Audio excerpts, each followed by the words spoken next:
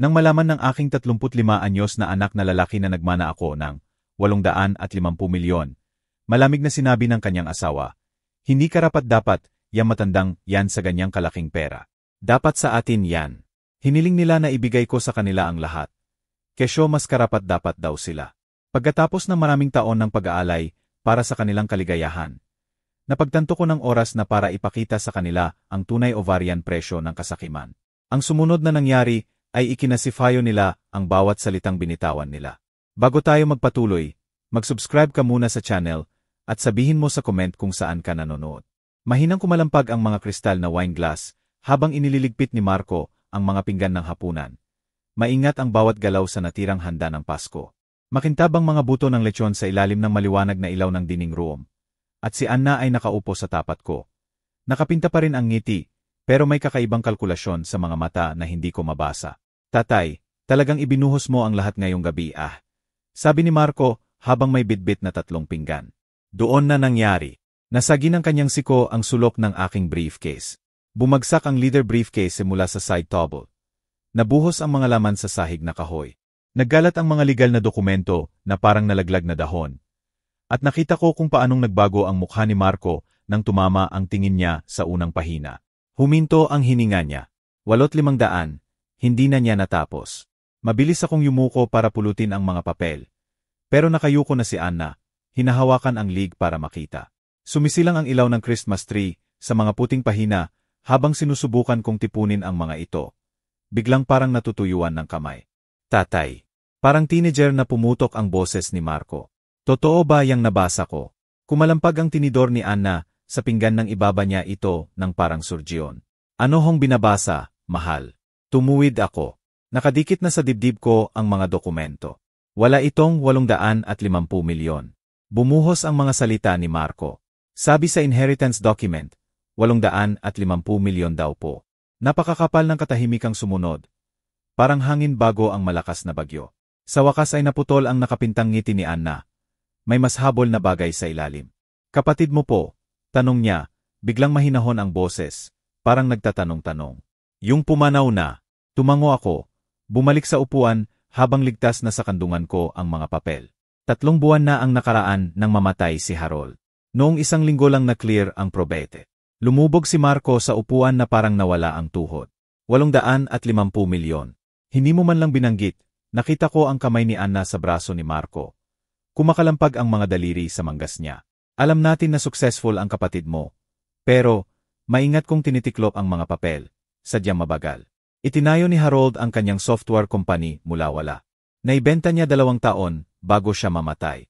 Parang malayo sa akin ang sarili kong boses. Walang asawa, walang anak. Ako lang ang natitira niyang pamilya. Hindi umalis sa mga dokumento ang mga mata ni Anna. "Grave yon, Roberto. Napakalaking blessing po para sa inyo." Nakabitin ang salitang "inyo" sa hangin na parang usok. Nakatingin si Marco sa kanyang mga kamay. At nakikita ko ang pag-ikot ng mga gulong sa kanyang isip. Higpit na higpit ang hawak ni Anna sa braso niya. Nag-iwan ng maliit na buwan ang mga kuko sa tela ng damit niya. "Tatay," sabi ni Marco ng mabagal. "Hindi nyo naman kailangan lahat ng perang yon. Sa edad nyo na po." Parang malamig na tubol ang tumama sa akin. Tiningnan ko ang anak ko, ang tanging anak ko, ang batang pinalaki kong mag-isa matapos mamatay si Margarita. At nakita ko ang isang estranghero. "Ano ba talaga ang ibig mong sabihin?" tanong ko. Yumuko si Anna. Ang boses ay may pulot-pukyutan na tono kapag may gusto siya. "Pamilya tayo, Roberto. Dapat magtulungan ang pamilya. At may maliit pa si Emma at Jeke na dapat isipin." Itinuro-turo niya ang mga frame photos ng mga apo ko sa ibabaw ng mantel. "College nila, future nila. Kailangan talaga namin ng tulong." Dagdag ni Marco ng mahina, hindi nakatingin sa akin. Inilagay ko ang mga papel sa gitna ng mesa. Sadyang mabagal ang galaw. Bagong-bago pa lang yan. Hindi ko pa nga napagdesisyunan kung ano ang gagawin. Pero siguro naman nakikita nyo na tama ang mag-share. Nahuhulog na ang maskara ni Anna. Nahihirapan na ang pagiging matamis. Bata pa kami. May pangarap kami, plano. May magagawa talaga kami na makabuluhan diyan. Tumunog ang lolo clock sa hallway ng 9 oras. Malalim ang tunog na nagmarka ng oras na biglang naging mahalaga. Tiningnan ko ng mabuti ang anak ko at ang asawa niya. At may malamig na bagay na nanirahan sa dibdib ko. Hindi ito angkop na usapin sa hapunan, sabi ko sa wakas. Matinis at marupok ang tawa ni Anna. Palagi namang angkop pag-usapan ang pera kapag may pamilyang apektado. Tumango si Marco, nakahanap uli ng boses. May punto si Anna, Tay. Naghihirap kami habang komportable kayo. Siguro naman oras na para isipin ang future ng mga apo nyo. Dahan-dahan akong tumayo, sumasakit ang mga kasukasuan. Kumalampag ang mga papel habang pinipisan ko. Sa tingin ko tapos na tayo sa pagligpit. Matutulog kayo rito, di ba? Handa na ang guest room sa itaas. Nagkatinginan sina Anna at Marco. Mabilis. Puno ng kahulugan na ngayon ko lang lubusang naintindihan. Siyempre po, sabi ni Anna. Marami pa tayong pag-uusapan. Pumunta ako sa kwarto ko. Hawak-hawak ang mga dokumento. Iniwan sila sa paghuhugas ng pinggan. Narinig ko ang bulong-bulungan nila. Urgenteng at gutom. Biglang naging maliit ang bahay. Nakahiga ako sa kama. Nakatitig sa kisame habang nagkakalat ng berdeng liwanag ang digital clock. 11:43 ng gabi. 4 na oras mula nang matapos ang hapunan. At parang malayo sa buwan sa labas ng bintana ang tulog. Kumakalangkang ang lumang bahay sa paligid ko. Naninirahan sa lamig ng Disyembre. Sa ibabaw ng ulo ko, may mga yapak sa sahig ng guest room. Mahina pero sadya. Tapos mga bulong na dumadaan sa manipis na kisame na hindi pa nainsulate ng maayos. Una ko silang tinangka na balewalain. Mag-asawa sila. Kailangan nilang mag-usap. Pero ang boses ni Anna ay tumaga sa mga tabla na nagpagising sa akin. Hindi karapat-dapat yang matandang yon sa 850 milyon. Nanlamig ang dugo ko. Pigil hininga ako, pinapakinggan.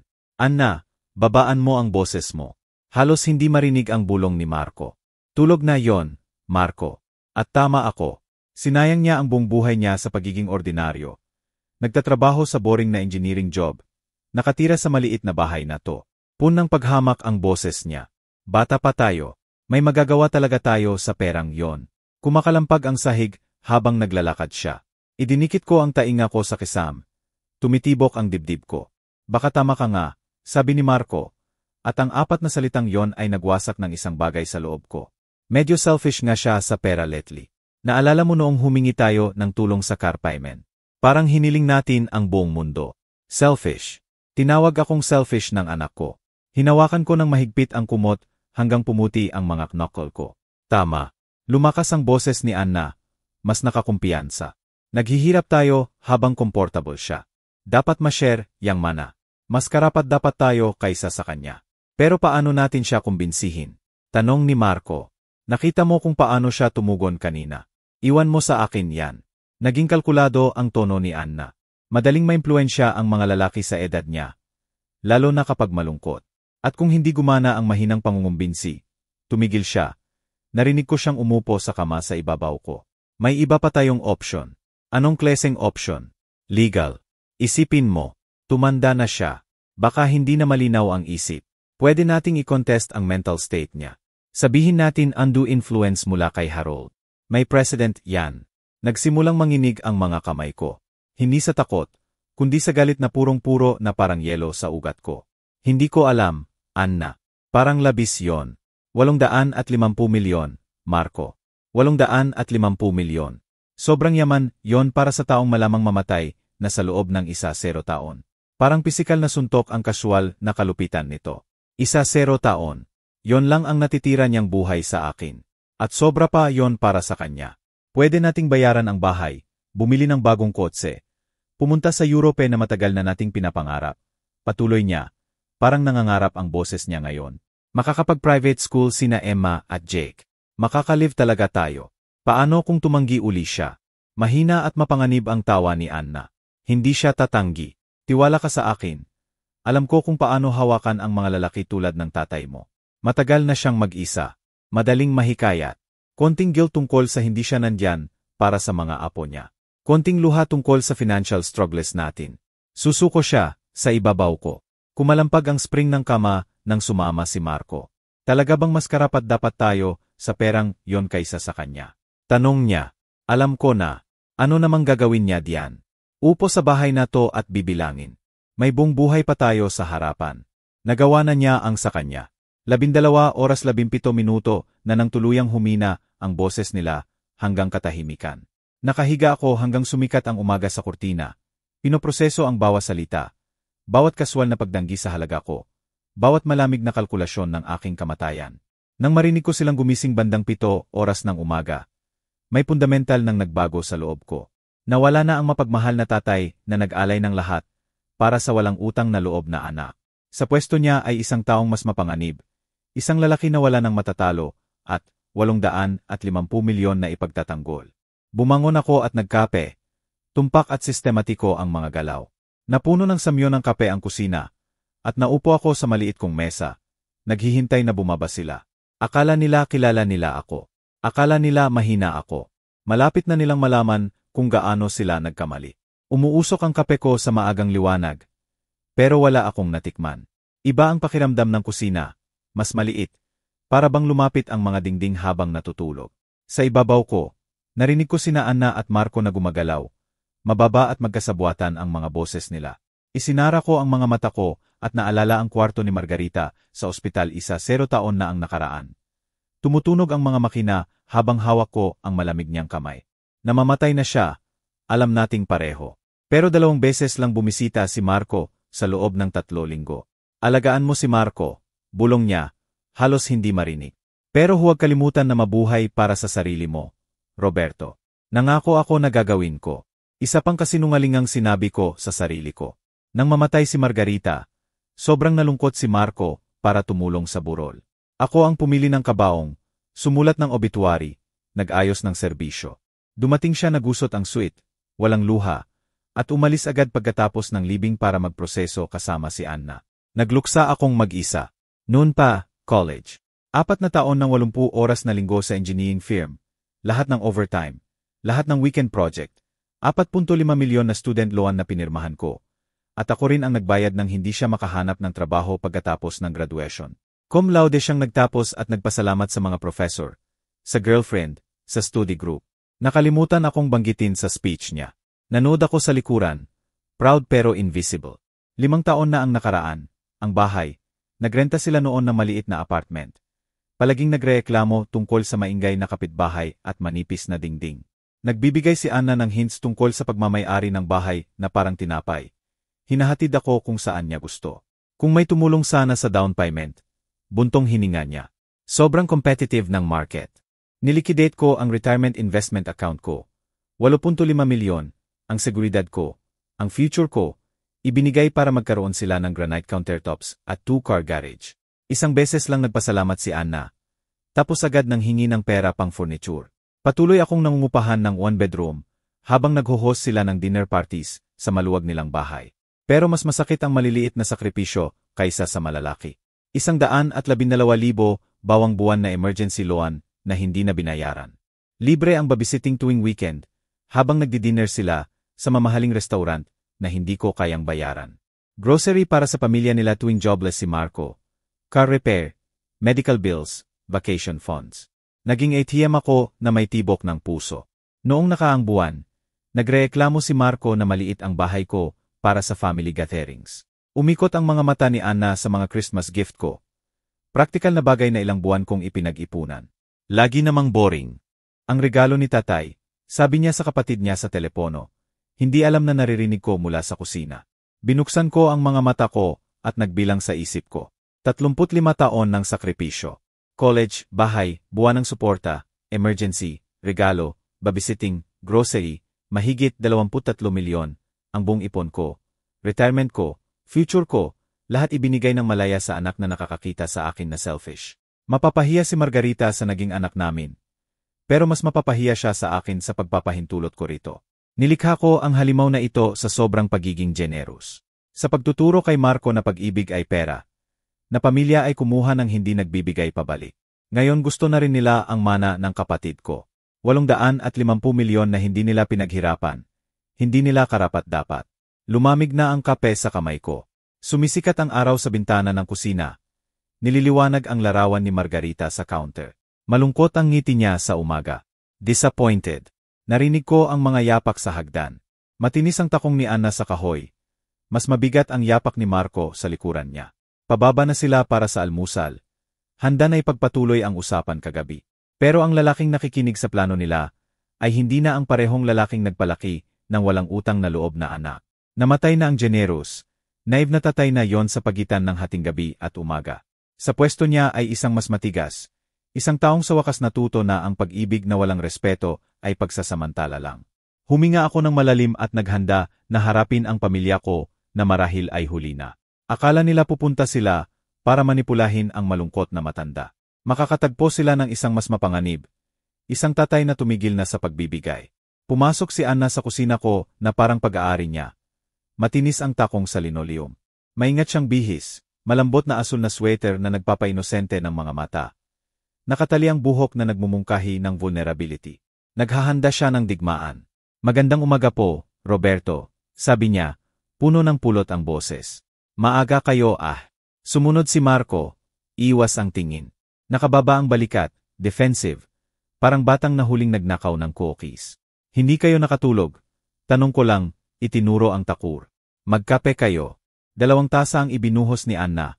Maganda at sadya ang galaw. Siguro nakakaloneli minsan ang malaking bahay na to. Lahat ng silid walang laman, kayo lang mag-isa. Uminom ako ng kape at walang sinabi. Nag-isip kami, patuloy niya habang nauupo sa tapat ko. Tungkol kagabi, tungkol sa mana nyo. Nag-isip kayo. Sa wakas ay tiningnan ako ni Marco. Agad umiwas. May punto si Anna, tay. Tungkol sa pamilya. Tungkol sa pagbabahagi ng blessing. Hinawakan ni Anna ang braso niya. Hinahaplos na parang nanghihikayat. Hindi kami humihingi ng limos, Roberto. Responsibilidad ng pamilya ang pinag-uusapan. Pinalaki niyo si Marco na magbanat ng buto para sa future. Pero minsan kahit masipag ay kailangan ng tulong. Maingat kong ibinaba ang tasa. At anong klaseng tulong ang iniisip niyo? Lumapad ang ngiti niya. Predatory.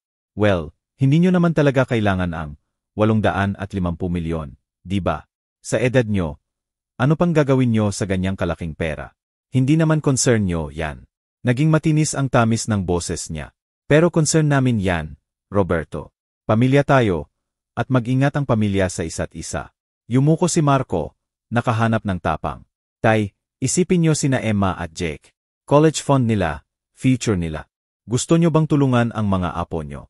Tinulungan ko sila sa buong buhay nila. Tinulungan ko kayong dalawa sa loob ng dekada. Medyo nahulog ang maskara ni Anna. Tumulong kayo minsan-minsan. Pero iba to. Tunay na pera to. Life-changing. Para kanino? Para sa ating lahat. Tumaas ang boses niya. Tapos napigil niya ang sarili. Pinilit ibalik ang ngiti. Bata pa kami, Roberto. May pangarap kami, plano. May magagawa talaga kami na makabuluhan sa manang yon. Dahan-dahan akong tumayo. Lumakad papunta sa bintana na nakaharap sa maliit kong backyard. Madilim at malamig ang umaga ng Disyembre. Tugma sa mood ko. Alam niyo kung ano ang iniisip ko. Sabi ko nang hindi lumilingon. Sa tingin ko pareho niyong iniisip na mas karapat-dapat kayo sa pera ng kapatid ko kaysa sa akin. Napakakapal ng katahimikan sa likuran ko. Hindi naman po ganon, simula ni Marco. Ganon nga. Humarap ako sa kanila. Sa tingin niyo matanda na ako. Ordinaryo, boring para karapat-dapat sa 850 milyon. Sa tingin nyo hayaan ko lang na nakaimbak sa bangko, habang kayo naman ay nabubuhay ng pangarap nyo. Nahulog ang composure ni Anna. Hindi ba ganon nga? Anong gagawin nyo diyan, Roberto? Bumili ng mas malaking bahay. Mag-travel sa mundo. Wala naman kayong gustong-gusto. Siguro dahil 35 taon akong gustong-gusto ang mga bagay para sa anak ko sa halip. Parang sinampal ko si Marco. May karapatan kaming makakuha ng parte ng perang yon. Patuloy ni Anna, tumitigas ang boses. Naghihirap kami habang komportable kayo. Kami ang may maliliit na anak na may future na bubuin. Imbak mo lang yan na parang matandang kuripot. Sa anong bese nyo karapat-dapat? Tanong ko ng mahina. Sa pagiging pamilya, sagot niya ng matigas. Sa pagiging bata at puno ng potensyal sa halip na matanda at walang silbi. Nakabitin ang mga salita na parang lason. Lumaki ang mga mata ni Marco. Napagtanto na lumampas ang asawa niya. Anna, bulong niya. Pero wala na siyang pakialam sa maskara. Totoo naman, di ba? Anong gagawin niya sa 850 milyon maliban sa bilangin? Makakagamit talaga kami. Lumingon ako sa mesa. Kalmado at tumpak ang galaw. Ganun ba ang iniisip niyong dalawa? Na matanda at walang silbi ako. Hindi niya ako matingnan ni Marco. Tay, hindi ganun ang ibig sabihin niya. Ganon nga. Naupo ako sa tapat nila. At sumasang-ayon ka sa kanya, anak. Sa tingin mo mas karapat-dapat kayo sa pera ng lolo nyo kaysa sa tatay nyo. Baka nga, tahimik na sabi ni Marco. At doon na, sa wakas nasabi sa liwanag ang katotohanan. Humabit si Anna sa mesa, hinawakan ang kamay ko. Roberto, please isipin nyo ang mga apo nyo. Isipin ang future nila. Huwag kayong maging selfish. Hinila ko ang kamay ko. Selfish. Kakontest namin tuligali kong kinakailangan.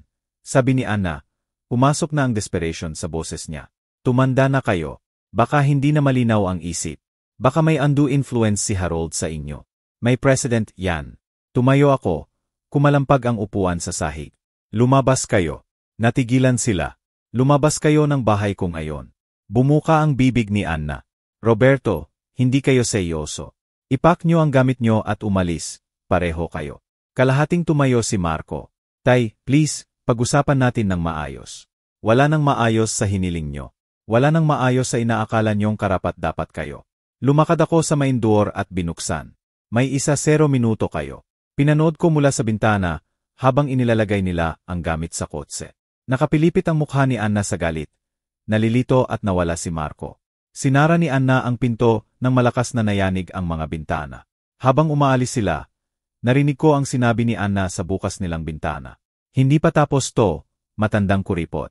Nakatayo ako sa walang laman kong bahay, napaliligiran ng katahimikan, at ngumiti sa unang pagkakataon sa loob ng ilang oras.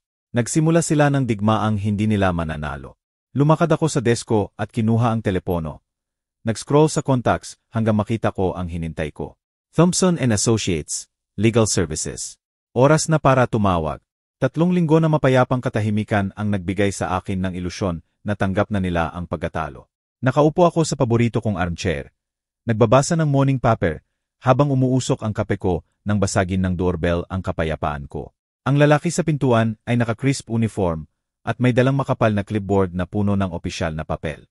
Roberto Aquino. Legal documents na kailangan ng lagdanyo. Inabot niya ang clipboard ng sanay. Sign here po. Bahagyang nanginginig ang kamay ko habang pumirma. Mabigat at nakakabanta ang envelope. Pinanood ko ang kotse niya na nawala sa kalsada bago ko isinara ang pinto. Sa loob ng envelope, legal letterhead ang sumalubong sa liwanag. Petition for Determination of Incapacity. Nakatingin sa akin sa bold letters.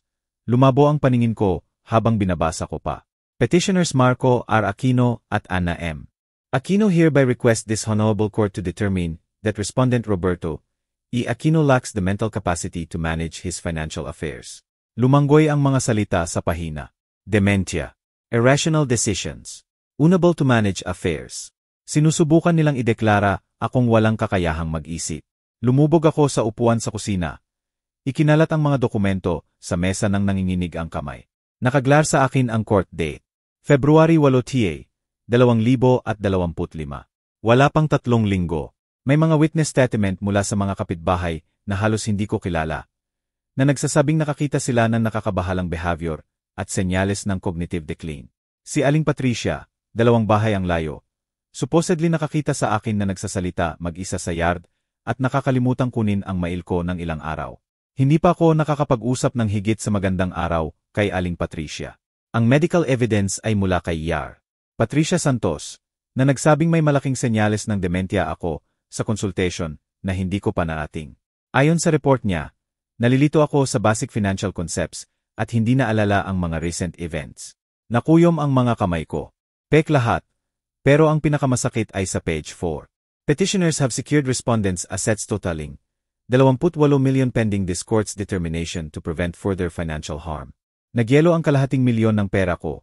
Checking account, savings, investment portfolio, nakakandado beses sa kasinungalingan.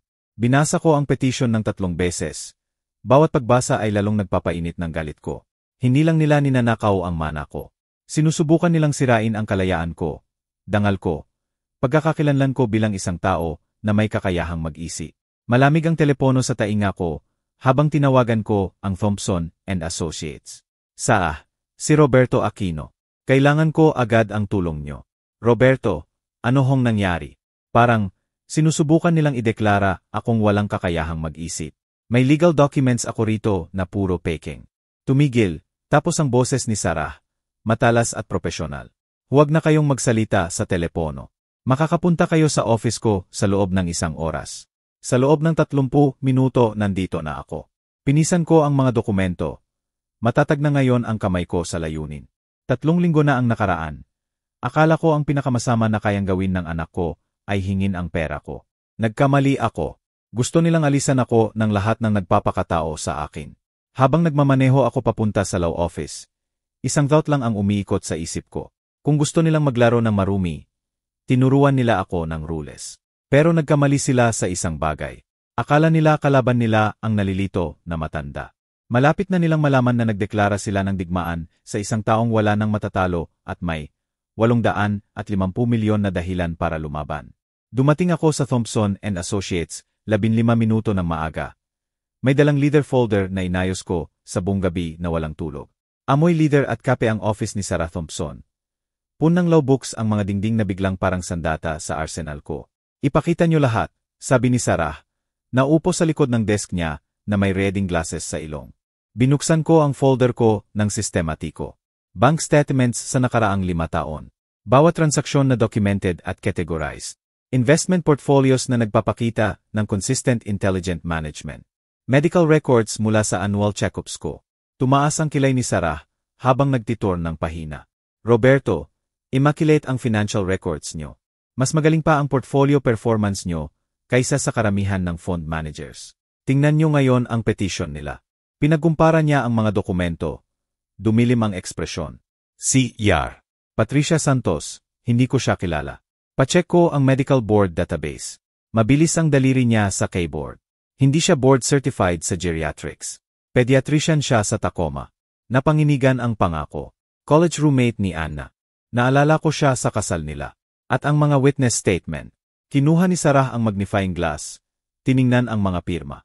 Roberto, tignan nyo tong handwriting. Ang mga loop sa G, ang slant ng mga letra. Parehong tao ang sumulat ng mga pirma na to. Palaging may maraming loop ang sulat ni Anna. Sumandal si Sarah sa upuan. Hindi lang mahina ang kaso nila. Panloloko ito. Pero kailangang agresibo ang response natin. Gusto ko kayong ma-medical evaluation agad para kontrahin ang claim nila. 2 oras pagkatapos, nakaupo ako sa tapat ni Yar Mitchell Reyes sa Manila Medical Center. Masinsinan siya, propesyonal, at may mabait na mga mata na naalala ko ang tatay ko. Isa sa ilalim ko kayo sa comprehensive cognitive testing. Paliwanag niya. Memory, reasoning, problem solving, mathematical abilities, lahat. Para mental gymnastics ang test, pattern recognition, word association, mathematical calculations, short at long-term memory assessments. Ni-enjoy ko ang hamon. Tumutunog ang engineering min ko sa mga problema ng tumpak na hindi ko nadama sa maraming taon.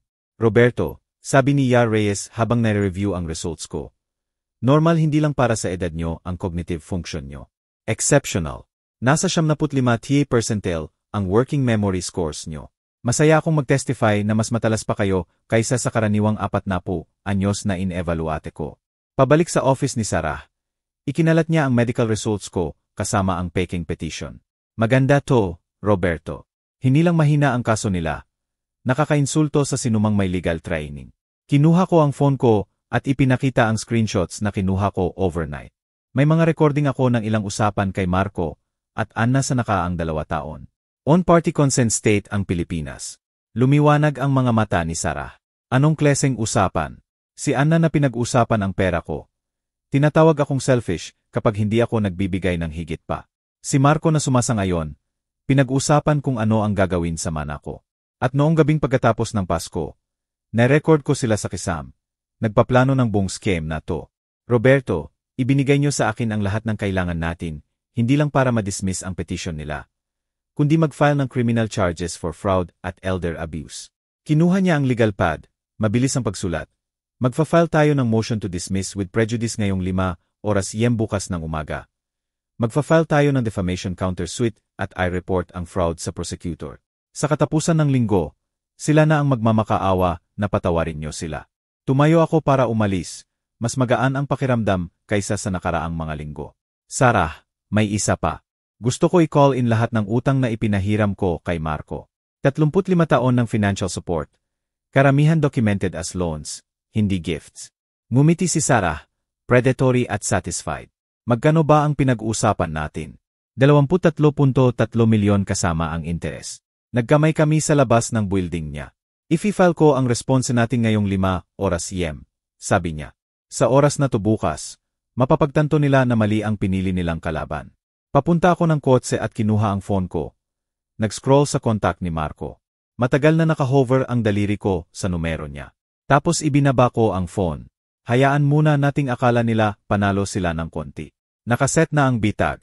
Naghihintay na lang ako na pumasok sila. Pauwi na ako mula sa law office. Hinugot ko ang necktie ko nang may malalim na kasiyahan. Sa unang pagkakataon sa loob ng mga linggo, pakiramdam ko kontrolado ko ang sitwasyon. Pumasok ako sa home office ko, ang converted spare bedroom, kung saan ko binabalance ang budget at nagplaplano ng projects sa loob ng 30 taon, at binuhay ang computer. Niliwanag ng screen ang mukha ko habang nagbubukas ng bagong Excel spreadsheet. Sa itaas, tinipi ko ang Project Justice. Tinuruan ako ng engineering background ko na ang bawat komplikadong problema ay pwede pang bahagi-bahagin. Walang pinagkaiba ang sitwasyong ito. Kailangan ko ng data analysis at systematic approach. Sinimulan ko sa pinakakilala ko, numbers. Column A, date. Column B, amount. Column C, purpose. Column E, loan or gift. 35 taon ng financial support kay Marco ang nakalat sa screen sa maayos na rows. College tuition, 2.5 milyon. Living expenses sa college, 2 milyon. Post-graduation emergency loans, 3.8 milyon. Down payment ng bahay, 2.8 milyon. Monthly support payments, 4 milyon sa loob ng 3 taon. Napahinto ako sa total, 23.3 milyon. Halos kalahating bilyon na ibinigay ko sa anak na tinatawag akong selfish. Pero mas nagpapakita ang pattern kaysa sa amount. Bawat major gift ay sinusundan sa loob ng ilang buwan ng panibagong request. Tuwing sasabihin kong, lalong lumalaki ang demand nila. Pinapakain ko ang addiction nila sa pera ko. At tulad ng anumang addiction, kailangan ng mas malaki at malaking dose. Nag-cross-reference ako ng dates sa calendar records ko. Noong unemployment period ni Marco noong nakarang taon, nang magmakaawa sila ng kahirapan, nakakita ako ng ebidensya na nagtatrabaho siya ng construction 3 days a week. Nang sinabi ni Anna na hindi nila kayang bumili ng school supplies ni Emma, nakakita ako ng photos niya ng weekend spa trip. Hindi lang kamakailan sila nagsisinungaling, matagal na. Nagbukas ako ng pangalawang spreadsheet, vulnerability assessment. Halata ang weaknesses ni Anna. Ipinapakita ng social media presence niya ang lahat. Desperadong pangangailangan ng status at approval. Palagi siyang nagpo-post tungkol sa mamahaling bilihin, exotic vacations, designer clothes. Buong pagkakakilanlan niya ay nakabase sa pagiging successful sa harap ng mga kaibigan. Mas malalim ang weaknesses ni Marco. Hindi siya natutong tumayo sa sinuman, lalo na kay Anna. Seasonal at irregular ang construction work niya. Kung wala ang financial support ko, babagsak ang lifestyle nila sa loob ng ilang buwan. Pero ang pinakamalaking vulnerability nila ay ang entitlement nila. Hindi pa sila nakaranas ng tunay na consequence sa mga ginawa nila. Lahat ng pagkakamali ko ay napapalambot ko ng pera. Lahat ng maling desisyon ay pinapagana ko ng generosity. Kinuha ko ang legal pad at sinimulang isketch ang strategy ko sa flowchart form, gaya ng pagpaplano ko ng construction projects sa loob ng dekada. Phase 1, Legal Defense Complete. Winakasan ni Sarah ang incompetency petition nila at naghanda ng counterattacks. Phase 2, Financial Pressure Ready. May documentation ako para sa 23.3 milyon na legitimate debts nila sa akin. Phase 3, Social Consequences Pending. Gagawin ng downfall ni Anna ang social media addiction niya kapag nahayag ang mga kasinungalingan niya sa publiko. Phase 4, Economic Reality. I execute kapag handa na. Kung walang suporta ko, babagsak ang artificial lifestyle nila. Bawat phase ay may measurable objectives at success criteria. Hindi ito revenge. Accountability na hindi pa nila naranasan. Binuksan ko ang Facebook profile ni Anna at sistematikong nag-screenshot ng mga post. Ang timeline niya ay kwento ng hypocrisy na ikagugulat ng sinumang naniniwala sa current victim narrative niya. March 2024. Mga larawan sa Boracay captioned, Living Our Best Life. Posted sa payahong linggo na humingi sila ng grocery money. June 2024. Ipinagyayabang ni Anna ang 17,000 na sapatos. Nagreklamo tungkol sa mga taong nagtatago ng pera sa halip na mag-enjoy. Posted habang supposed financial crisis nila. September 2024. Bagong motor ni Marco na binili habang supposed unemployed siya. Sinev ko lahat kasama ang timestamps. Gumawa ng evidence file na magwawasak sa credibility niya. 10:30 ng gabi nang isara ko ang laptop. 3 malinis na folder sa desk ko. Phase 1 complete. Phase 2 ready. Phase 3 pending. Kinuha ko ang phone ko at nag-scroll sa numero ni Marco. Tapos ibinaba ko nang hindi tumawag. Hindi pa. Hayaan muna nating akala nila panalo sila ng konti. Sinabi ni Margarita noon na masyado akong malambot. Masyadong mapagpatawad. Ipagmamalaki niya ang lalaking naging ako. Methodical, strategic, uncompromising. Bukas magsisimula ang phase 2. Naabala ang morning coffee ko ng phone ko na parang galit na bubuyog. Sunod-sunod na text mula sa mga kapitbahay at dating kasamahan. Roberto, nakita mo na ba ang post ni Anna sa Facebook? Hindi pwede to diba? Tawagan mo ako. Binuksan ko ang Facebook nang may pag-aalangan. Hindi handa sa makikita ko. Nasa top ng feed ko ang post ni Anna. Na-share na ng 47 beses sa loob ng 3 oras. Ang headline, nalulungkot sa elder abuse sa pamilya. Paki-share po. Sa ilalim, masterpiece ng manipulation ang ginawa niya. Mga larawan ng walang laman na kitchen cabinet. Overdue bills. Malungkot ang mga bata na nakasuot ng luma. Ang text ay kwento na walang kamukhaan sa katotohanan. Pero emosyonal na nakakagiba. Nagmana ng 850 milyon ang biyenan ko. Pero ayaw tumulong sa struggling family niya. Habang nagtatago siya ng yaman, serial lang ang dinner ng mga anak ko at nag-aalala na mawalan ng bahay. Tinalikuran niya ang mga apo na nagmamahal sa kanya. Pinili ang pera kaysa pamilya. Pakidasal po kami sa mahirap na panahong ito. 89 na comment na ng suporta at galit. Paano siya naging ganyan kawalang konsensya? Kawawa naman ang mga bata. Binabago ng pera ang tao. Dapat may mag-report sa YesBully. Nanginginig ang kamay ko habang nag-screenshot ng lahat. Dinodocument ang mga kasinungalingan kasama ang timestamps. Pero kumakalat na ang damage sa maliit naming komunidad na parang wildfire. 20 minuto pagkatapos, tumawag ang phone ko. Si Aling Patricia, kapitbahay ko sa loob ng 15 taon. Roberto, hindi ko maintindihan kung anong nangyayari sa pamilya nyo. Aling Patricia, may higit pa sa kwento kaysa sa nakikita online. Pero yung mga larawan ng mga bata, payat na payat, malungkot. Isinara ko ang mga mata ko. Aling Patricia, nakita nyo pa ba kamakailan sina Emma at Jeke? Sa grocery, sa park. Tumigil. Wala naman, pero malusog at busog na mga bata sila. Gumagamit ng lumang larawan si Anna. Siguro noong nagkasakit si Emma ng flu noong nakaraang winter. Pero naririnig ko ang pagdududa sa boses ni Aling Patricia. Perpektong gumana ang emotional manipulation. Sa grocery ng hapon na yon, tumigil ang usapan paglapit ko. Iniiwasan ng cashier na dating palakaibigan ang tingin. Tumawid sa kalsada si kapitbahay Jim para lang hindi ako batiin. Mabilis na kumalat ang narrative ni Anna kaysa sa maikukumpara ko. Ginawang sandata ng social media ang tsismis. Ginawang kontra sa akin ang komunidad base sa maingat na ginawang kasinungalingan.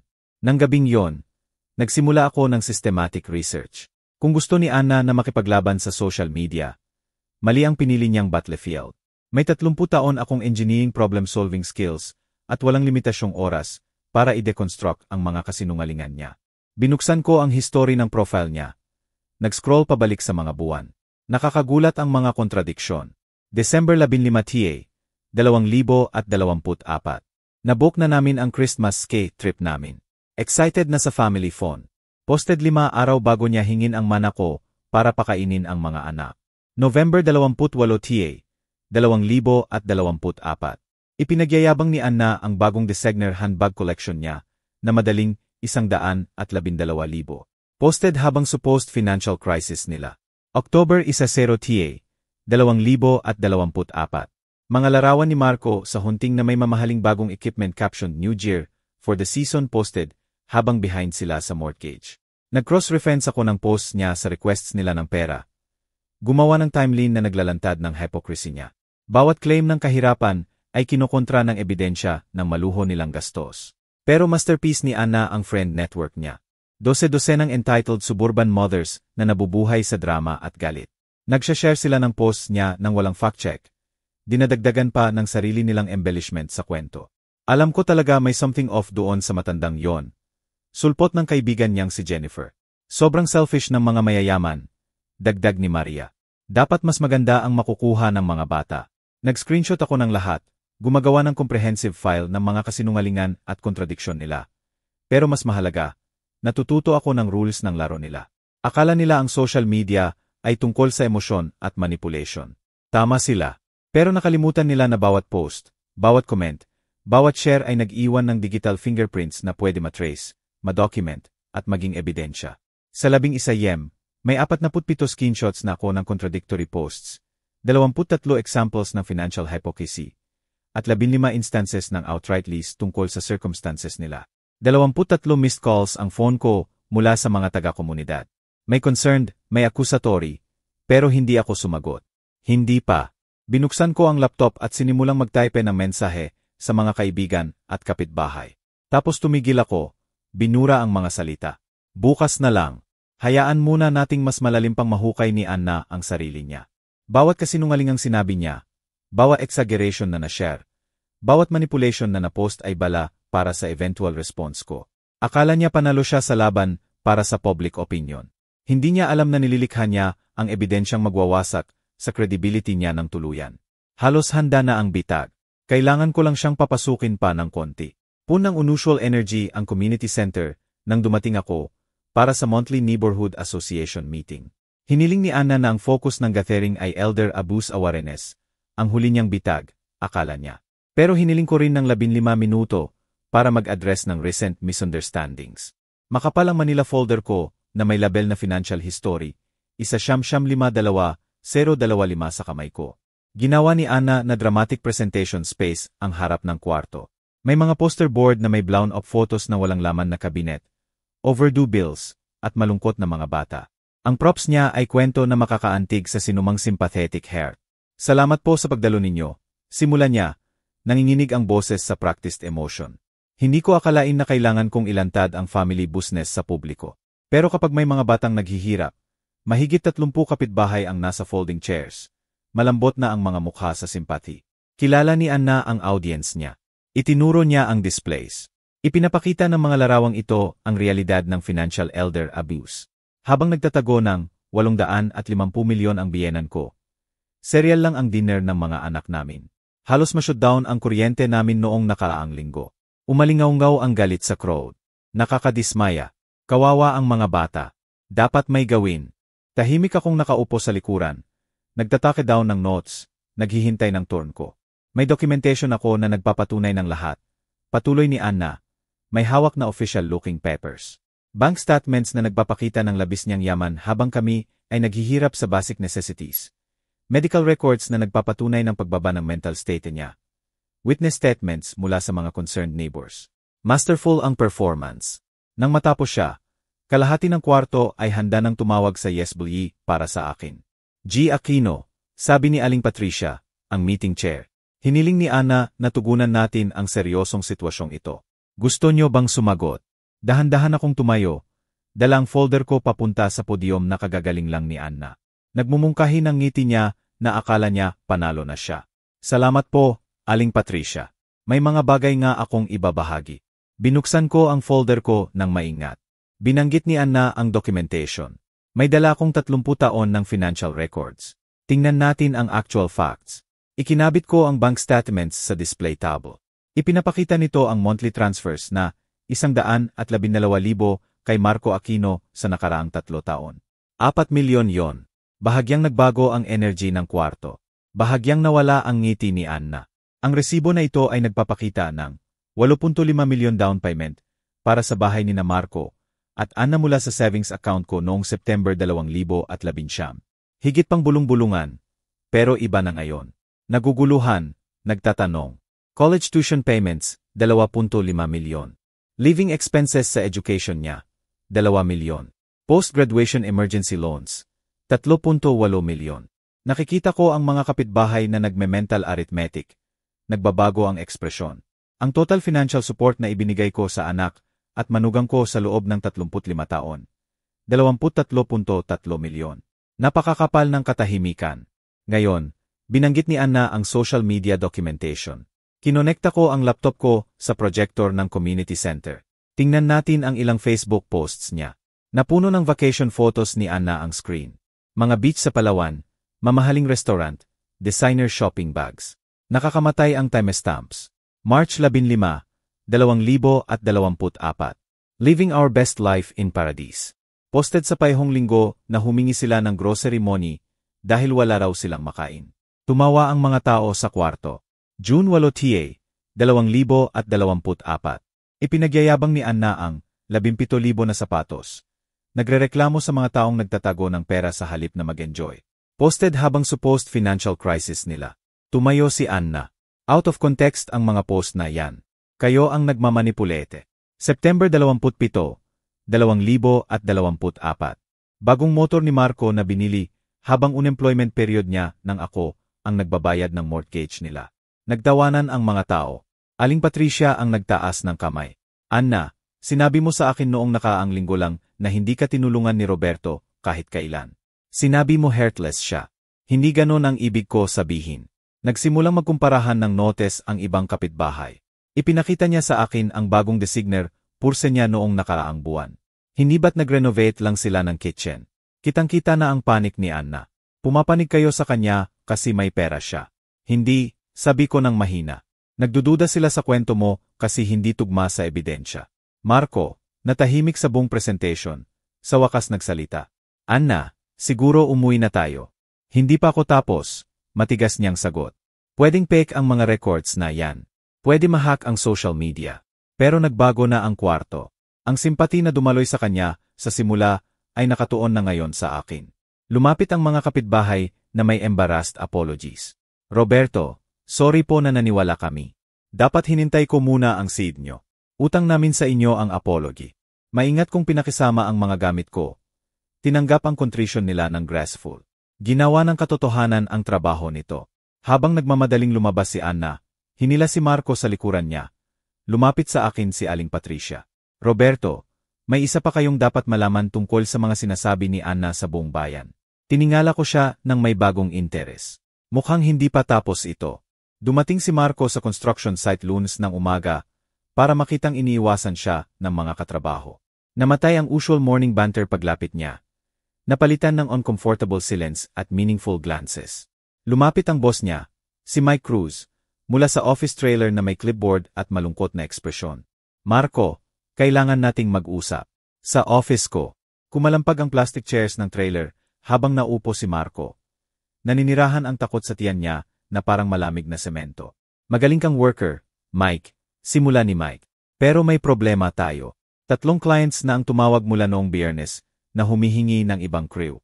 Naluyo ang bibig ni Marco. Anong ibig niyong sabihin? Hindi sila comfortable sa family drama. Mabilis kumalat ang balita sa construction circles at yung community meeting. Umiling si Mike. Ayaw ng mga client ng controversy sa job sites nila. Mike, maipapaliwanag ko. Sigurado akong kaya mo, pero ito ang realidad. Kailangan kong protektahan ang business ko. Maari kitang bigyan ng unpaid leave habang humuhupa ito. O hindi na niya tinapos ang sentence. Nanginginig ang kamay ni Marco habang tumawag kay Anna mula sa parking lot. Basically tinanggal nila ako. Sabi niya pagkasagot ni Anna. Kumala sa work sites ko, yung neighborhood thing. Matinis at panicked ang sagot ni Anna. Paanong legal yon? Hindi mahalaga kung legal. Tapos na. Habang nagmamaneho pa uwi, nararamdaman ni Marco ang pagbagsak ng mga pader ng artificial life nila sa paligid niya. Kung wala ang steady income niya, paano nila mapapanatili ang lifestyle na ipinipilit ni Anna? Sa bahay, nakatitig si Anna sa phone screen niya nang may lumalaking horror. Bumagsak ang social media world niya overnight. Binawi ang friend requests. Tinanggal sa group chats. Dating supporters ngayon tahimik o hayagang critical. Walang sumasagot sa calls ko. Sabi niya kay Marco pagpasok niya. Si Jennifer, Maria, Susan, iniiwasan nila ako. Sinusubukan niyang mag-post ng bago para kontrolin ang narrative. Pero bumagsak ito. Wasak na ang credibility niya. Nakita na ng komunidad ang ebidensya, ginawa ang math, at nakarating sa sarili nilang konklusyon. Sa grocery ng hapon na yon, tumatawid ng ISIL ang dating kaibigan para iwasan siya. Tumitigil ang usapan paglapit niya. Kumpleto at nakakagiba ang social isolation. Sa bahay, ikinalat ni Anna ang mga bills nila sa kitchen table na parang malungkot na puzzle. Kung wala ang income ni Marco, hindi gagana ang numbers. Ipinapakita ng credit card statements ang kumpleto nilang dependence sa financial support ni Roberto. Pera na hindi na darating. Hindi tayo mabubuhay nang wala ang tulong niya. Amin niya, mapait sa bibig ang mga salita. Matagal na tayong nabubuhay ng lampas sa kakayahan natin. Nakatitig si Marco sa ebidensya ng financial irresponsibility nila. Car payments, credit cards, mortgage, lahat nakabase sa consistent support ni Roberto. Kung wala nito, disaster sa loob ng ilang buwan. Sa gabi, desperation ang naghatid sa kanila sa pintuan ni Roberto. Mahina at hindi sigurado ang katok nila. Nang binuksan ni Roberto ang pinto, measured at hindi nagulat ang ekspresyon niya. Kailangan nating mag-usap, sabi ni Anna. Sinusubukang gamitin ang dating manipulation tactics. Siguro nagkamali lang tayo ng intindi sa ilang bagay. Baka pwede nating ayusin to, Tay. Dagdag ni Marco ng mahina. Makahanap ng middle ground. Naupo sila sa living room ni Roberto, na parang mga petitioner, sa harap ng judge. Sinubukan ni Anna ang luha, guilt, family obligations. Sinubukan ni Marco ang father-son bonding at shared memories. Nakikinig si Roberto ng matiyaga, tapos sumagot ng mapangwasak na kalmado. Anna, tinawag niyo akong mentally incompetent. Sinubukan niyong ideklara akong hindi na makapag-manage ng sarili kong affairs. Nagsinungaling kayo sa buong komunidad tungkol sa karakter ko. Pero pwede nating i-drop lahat ng legal stuff na yan, putol ni Anna. Kailangan lang namin ng tulong para makabangon. Tumulong ako sa loob ng 35 taon. Sinagot niyo yon sa pagtawag sa akin na selfish at senile. Yumuko si Marco ng desperado. Tay, please. Pamilya tayo. Malamig ang tawa ni Roberto. Hindi nagfo-forge ng documents ang pamilya. Hindi nagnanakaw ng mana ang pamilya. Hindi naman nagpapahiya sa isa't isa sa publiko ang pamilya. Sa wakas ay naputol ang composure ni Anna. Mawawalan kami ng lahat. Dapat nyo nang naisip, yan bago nyo ako tinawag na matanda, at walang silbi, para karapat-dapat sa sarili kong pera. Lalong naging frantic ang protesta nila. Lalong desperado ang pangako. Pero hindi nagbago si Roberto. Sa wakas ay tumayo siya. Tapos na ang oras ng pag-aayos. Ginawa nyo ang choice nyo noong Pasko. Habang papunta sila sa kotse, isa pang beses humarap si Anna. Hindi pa tapos to, Roberto. Alam namin kung saan galing yang pera. Alam namin kung ano ka talaga. Mula sa bintana niya, pinanood ni Roberto silang umalis. Tapos kinuha niya ang phone niya at nag-scroll sa Thompson and Associates. Naka-hover lang ng sandali ang daliri niya sa call button. 7 araw mula sa huling banta ni Anna. Nakaupo ako sa tapat ni Sarah Thompson habang nai-review ang makapal na legal folder na may markang Aquino Yes Aquino Financial Recovery Action. Roberto, ito ang pinakakomprehensibong documented debt recovery case na nakita ko. Sabi ni Sarah, ikinalat ang financial records sa conference table niya. 30 taon ng meticulous record keeping. Buong linggo ko inilaan sa pag-compile ng lahat. Bawat loan agreement, bawat promissory note, bawat witness signature. Napaglingkuran ako ng maayos ng engineering background ko. Dinocument ko ang financial dependence nila ng may scientific precision. Matibay na matibay ang legal basis, patuloy ni Sarah. Hindi gifts to. Structured loans sila na may clear repayment terms. Pumirma ang anak nyo ng acknowledgement sa bawat major transfer. Nakakagulat ang numbers. Principal amount, 15.8 milyon sa documented loans sa nakaraang 15 taon. Interest sa standard personal loan rates, 8.3 milyon. Total debt, 24.1 milyon. Kinwestiyon nila ang mental competency nyo. Sabi ni Sarah, inaayos ang mga papel. Ngayon sila ang haharap sa consequences ng desisyong yon. Walang judge ang tatawag nito, harassment pagkatapos ng sinubukan nila. Tumango ako. Nararamdaman ang satisfaction ng well-executed plan. Gusto nila ang pera ko. Ngayon babayaran nila ang natanggap na nila. Ruthless efficiency ang pagkakaprepare ng legal documents. Demand for immediate payment sa bold letters. Asset attachment orders para sa bahay at sasakyan nila. 30-day ultimatum bago forced bankruptcy proceedings. Ihatid ng process server ang mga ito sa 2 yem, sabi ni Sarah, mamayang gabi, ay lubusan na nilang maiintindihan ang posisyon nila. Sa bahay nila, nag-ayos si Anna ng higit pang unpaid bills nang tumunog ang doorbell. Pamilyar na ang clipboard ng naka-uniform na lalaki. Anna Aquino, legal documents na kailangan ng lagdanyo. Nanginginig ang kamay niya habang pumirma. Lumitaw si Marco sa balikat niya habang binubuksan ang envelope. 24.1 milyon. Naputol ang boses ni Anna sa amount. Kinuha ni Marco ang mga papel. Mabilis na nag-scan sa legal terminology na halos hindi niya maintindihan. Itinago ni tatay ang records ng lahat. Bawat utang, bawat bayad, bawat pangako na babayaran. Tatlong iba't ibang abogado ang tinawagan nila ng hapon na yon. Bawat konsultasyon ay nagkumpirma ng pinakamatakot nila. Mukhang legitimate promissory notes to, paliwanag ng abogado nila. Malawak ang documentation. Standard ang interest calculations. May legal standing ang tatay nyo para maningil. Nagkape si Anna sa living room nila ng frantic. Pinlano niya tong buong bagay. Bawat piso na ibinigay niya sa atin ay bitag. Hindi, tahimik na sabi ni Marco, sa wakas na unawaan. Bawat piso ay test. Nabigo tayo. Halos kalahati lang ng utang ang saklaw ng equity ng bahay nila. Mga 1.7 milyon combined ang halaga ng mga kotse nila. Hindi man lang maumpisahan ng designer possessions ni Anna ang natitirang balance. Blunt ang bankruptcy lawyer. May 30 araw kayo para mag-negotiate o harapin ang forced liquidation ng assets. Hawak ng tatay nyo ang lahat ng leverage. Nang gabing yon, nakaupo ako sa study ko habang nai-review ang completion ng strategic plan ko. Tumawag si Sarah na may update. Successfully na-deliver ang documents. Nakipag-contact na ang lawyer nila tungkol sa negotiation possibilities. Sumandal ako sa upuan. Iniisip ang huling sinabi ni Margarita bago siya mamatay. Alagaan mo si Marco, pero huwag kalimutan na mabuhay para sa sarili mo. Sa loob ng 35 taon, nakalimutan ko ang pangalawang parte. Pinahintulutan ko ang entitlement nila, pinondohan ang ingratitude nila, at tinanggap ang disrespect nila. Tama na. Tumunog ang phone ko ng 6 caller ay, Marco. Nakatitig ako sa display sa loob ng 3 ring. Naalala ang Christmas dinner, ang midnight lotting nila, ang mga kasinungalingan ni Anna sa komunidad. Ibinaba ko ang phone nang hindi sinagot. Tumigil ito sa pagring, tapos agad na naman.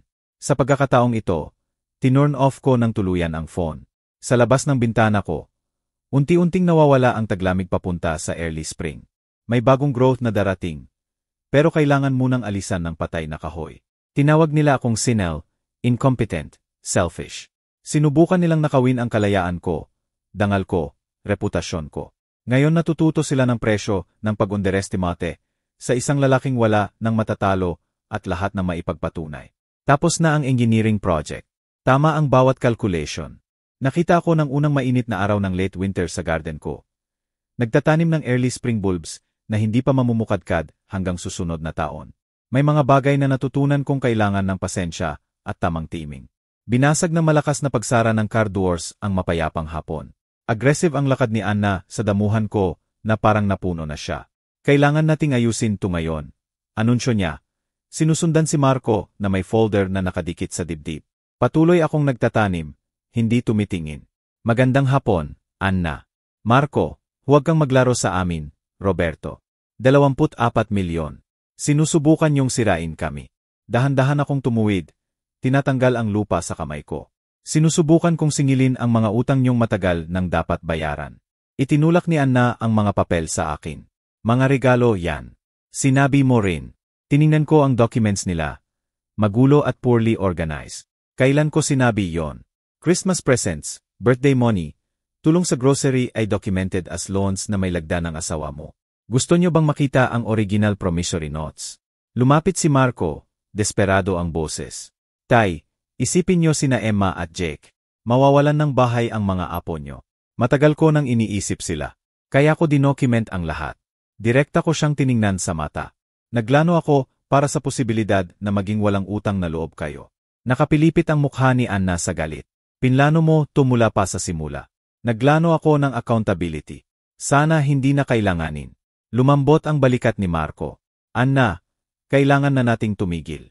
Hindi ito gumagana. Huwag kang sumuko ngayon. Matigas niyang sigaw. Pero may nagbago sa ekspresyon ni Marco. Sa unang pagkakataon sa maraming taon, malinaw na niyang nakikita ang sitwasyon. Tay, mali kami. Lubusan kaming mali sa lahat. Humarap si Anna sa kanya. Marco, anong ginagawa mo? Nagsusori ako sa tatay ko sa 35 taon ng pagtanggap sa kanya ng ganon. Naputol ang boses ni Marco. Kinikilala ko na ginagamit mo kaming pareho. Nakikipaglaban ako para sa pamilya natin. Nakikipaglaban ka para sa pera. May pagkakaiba. Pinanood ko ang anak ko na tumindig laban sa asawa niya sa unang pagkakataon sa kasal nila. Parehong nakakadurog at nakakaasa ang moment. Marco, binibigyan kita ng choice, tahimik kong sabi. Tanggapin ang responsibilidad sa inutang nyo at gumawa ng payment plan o harapin ang bankruptcy kasama si Anna. Pero tumigil na ang libreng pera ngayon. Nag-alabang mga mata ni Anna sa galing-galit. Pumili ka, Marco. Ako o siya. Tiningnan ni Marco ang asawa niya na 10 taon niyang kasama. At ang tatay na nag-alay ng lahat para sa kanya. Matagal ang pag-aalala, pero nang dumating ang sagot, malinaw na malinaw ito. Pumipili ako ng tama. Sa wakas, sumigaw si Anna nang maririnig siguro hanggang 3 blokeng malayo. Sige, sirain ninyo ang isa't isa. Hindi ako magiging alipin mo, Marco, at hindi ko panonoorin na lumuhod ka sa kanya. Galit na galit siyang tumakbo papunta sa kotse. Itinapon ang folder sa damuhan. Naggalat ang mga papel na parang nalaglag na dahon. Kung hindi ka sumakay sa loob ng 30 segundo, huwag ka nang umuwi. Pinanood lang ni Marco na umandar ang makina. Sumitsit ang gulong ni Anna habang nagreverse siya palabas ng driveway. Wala siyang ginawang hakbang para sumunod. Babalik yon, mahina niyang sabi. Malamang, sagot ko. Ang tanong, tatanggapin mo pa ba siya? Lumuhod siya sa tabi ko. Pinulot ang isa sa mga spring bulb. Pwede ba akong tumulong magtanim? Inabutan ko siya ng maliit na pala. Mamumukadkad lang to next spring. May mga bagay na kailangan talaga ng tamang panahon para lumaki ng maayos. Matagal kaming nagtulungan sa katahimikan habang papatakip na ang araw. Ang anak ko, sa unang pagkakataon sa loob ng dekada, talagang nandito. Natututong magtanim ng binhi na nangangailangan ng pasensya at paniniwala. Tay, sabi niya sa wakas, hindi ko alam kung paano ako hihingi ng tawad sa 35 taon ng pagiging makasarili ko. Simulan mo ngayon. Gumawa ka ng ibang desisyon mula ngayon. Ang utang, babayaran ko kahit abutin ng maraming taon. Alam kong gagawin mo. Kaya ka nandito nagtatanim ng bulaklak sa halip na umalis kasama si Anna. Ginintuan ng hapon ang lahat. Parang posible uli ang lahat. Isang tatay at anak na magkasamang nagtatrabaho. Sa wakas naiintindihan kung ano talaga ang ibig sabihin ng pamilya. Talagang next year pa mamumukadkad, tong mga bulb na to. Tanong ni Marco habang tinatapakan ang lupa sa paligid ng huling isa. Ang pinakamagandang bagay, sulit ang paghihintay. Tumango siya, naintindihan ang mas malalim na kahulugan. May mga relasyon na, tulad ng ilang halaman, kailangang mamatay muna hanggang ugat bago muling lumago ng tama. Nang dumilim na sa garden ko, tiningnan ko ang maayos na hanay ng mga nakatanim na bulb at naramdaman ang isang bagay na hindi ko nadama sa maraming taon. Pag-asa para sa hinahara. Ang tunay na pag-ibig sa pamilya ay kailangan ng respeto, hindi lang obligasyon. Kailangan nito ng pananagutan, hindi lang patawad. Sa unang pagkakataon sa loob ng dekada, nagkaroon ako ng pareho. Kung nagustuhan niyo ang kwentong ito, pakilik po ang video, mag-subscribe sa channel, at i-share nyo ang inyong reaksyon sa comment section. Para sa susunod na kwento, pakiclick ang box sa kaliwa. Maraming salamat sa panonood.